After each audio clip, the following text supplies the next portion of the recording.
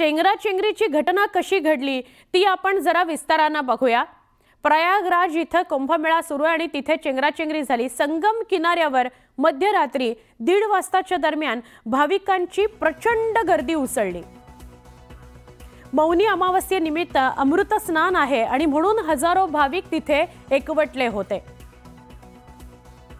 मौनी अमावस्येनिमित्त स्नानाकरता साधू संतांकडून तयारी केली गेलेली होती।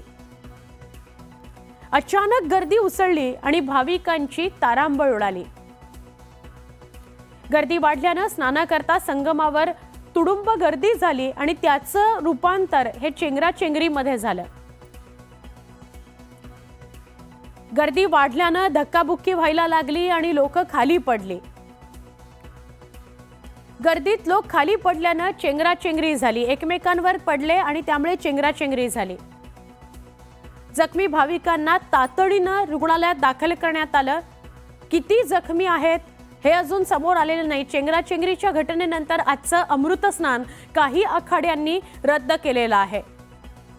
स्थानिक प्रशासनाकडून तातडीने जखमींना मदत देण्यात आली, त्यांना रुग्णालयात दाखल करण्यात आलं, त्यांच्यावर उपचार सुद्धा सुरू झालेले आहेत।